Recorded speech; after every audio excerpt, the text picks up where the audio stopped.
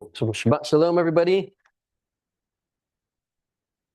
This Torah portion is a lot of details about the building of the Mishkan. First we had the instructions of how to do it, and then we had the actual building of it.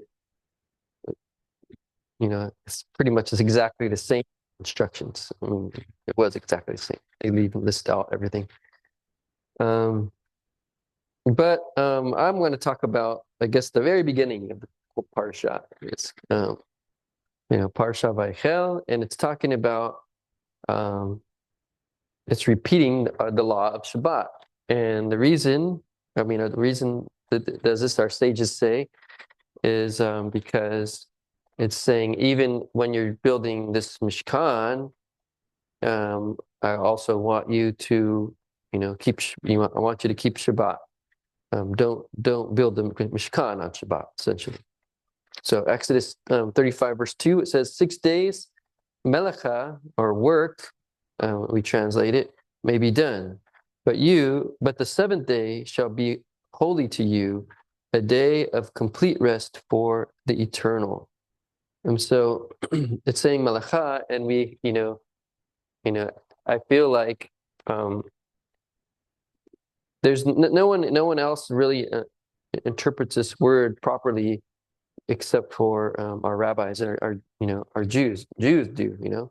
I grew up as an Adventist, and they just they looked at it in English. It said work, and so they pretty much applied it to work, what we do as our physical, as our jobs, that kind of thing, or even labor, essentially any kind of labor like that. That was melachah, right?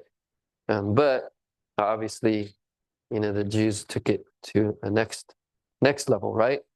They said it was more of a creative type of work. When you're creating the Mishkan, you're doing all these different things that are, in a sense, creative. And on Shabbat, you don't do those things, whether they're hard labor or whether they're maybe even easy and actually fun to do. They still don't do that. So we have here, physical labor misses the deeper intention, right? It's not just physical labor. So in the Talmud, in Shabbat 49b, it says the primary categories of melachah are 40 less 1. So in the Talmud, they break it down, 39 different categories of melachah are not permitted to do on Shabbat. So this is where we get that from, right? From this portion. So we have a quote here from Rabbi Samson Raphael Hirsch. And he elaborates on this connection. He says, the Shabbat represents the seal of God placed on the completed work of creation. And it is this idea that all human creative activity derives from God's creative power that gives the Shabbat its meaning. So he's connecting creative creation to creativity, and both of those things, Hashem rested from creation, and so we also rest from creativity. Does that make sense? So we're recognizing that it's not just work, but also, being creative in a sense. Okay, and then, but this also helped me, and it made me think about this verse, Psalm 46, verse 10. It says, "Be still and know that I am God." And I think this really connects with the Shabbat, right? The Shabbat isn't just about not doing things, or doing things, but it's really about being still, right? Being still and allowing us to be able to have Hashem speak to us in various ways, whether it's through the Torah, through nature, through just being around friends and family, whatever it is, if we're still and let Hashem speak to us, this is the perfect opportunity to do that, right, is on Shabbat. We create this special time, this special time to be able to, commune with Hashem on Shabbat. No doing any work and none of that kind of thing. And then obviously, Yeshua comments about this in Mark 2, verse 27. The Shabbat was made for man and not man for the Shabbat. So, the Shabbat is a blessing to us. That's a time for us to, rest from our work and our labors and creative work and everything that we may be doing, and to just enjoy Hashem. So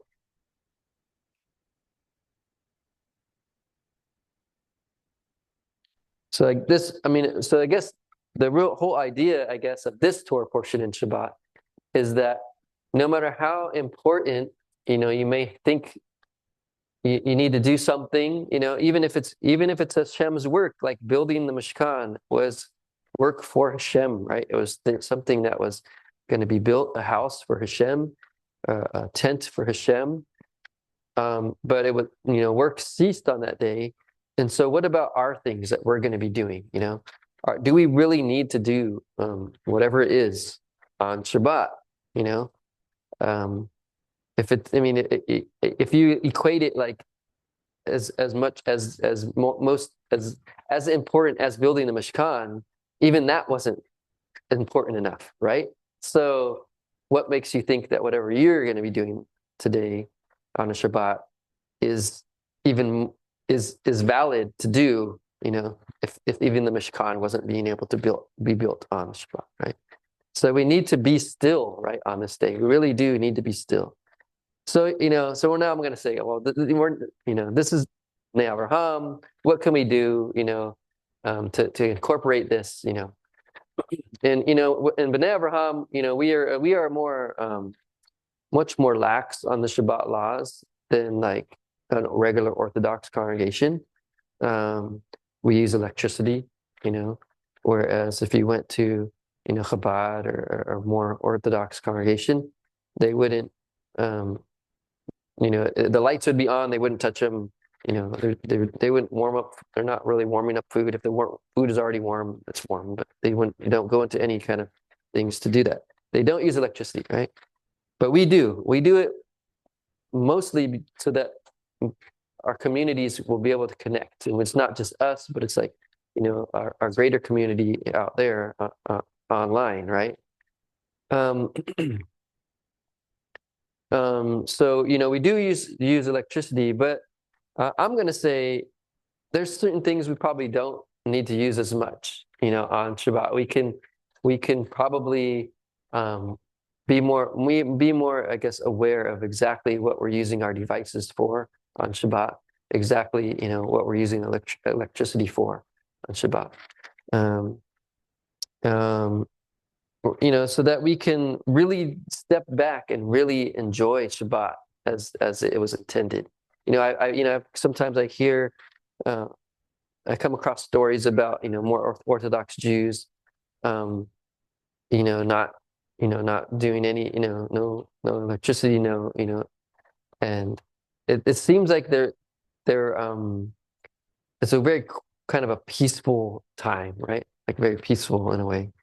Like, just like, the verse I was quoting, be still. It's still, obviously it's not still if they have a whole bunch of little kids running around the house, but still, it's still more peaceful, right? And another thing I feel like, at least I'm talking to myself mostly, is like all week long, we are, all week long, I'm on a computer, I'm working. That's what I do for work. I'm on my phone, I'm on, just, doing work, creative work, whatever different kind of work. And then when Shabbat comes along, there's a distinction, there's a time and change, but I still, I'm still on my phone, I'm still on a computer. And I feel like, I need to try to break that as much as I can. You know what I mean? Like, it's not, only if I really need it, and it's hard, right? This is addictive. It's addictive things. These I'm not saying this. I'm talking to myself, right? It's very addictive, right? So we got to like try to break it I'm now talking to me. I got to try to break it, and so that I can enjoy Shabbat to a higher level, right? And I was also thinking about it, just this personal, thinking about it like maybe I need to get some books that I've been wanting to read, and I look forward to reading, and just have them set up and have them ready for Shabbat, so that I could just pull out the book that I want to read and just kind of enjoy, and that kind of thing. It and this brainstorming just for myself, but you can also apply that to you. So. But I just feel like it'll be better. It'll be a more of a blessing, and not it's already a major blessing to me already. But I feel it'll be even the next level of blessing to be able to do that, right? And so I encourage all of you as well to do that. This is if Hashem's tabernacle shouldn't be built this day, then I guess a lot of things that I may be doing on Shabbat probably doesn't need to be done on the day. So that's my reason.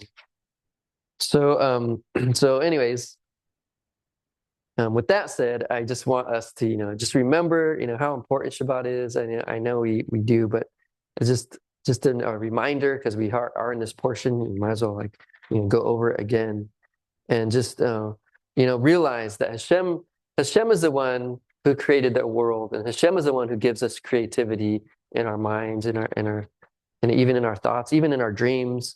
And if He wants us to take a rest from that, then we should respect His wishes, and also take a rest, and just enjoy Shabbat, and be still, and know that Hashem is God.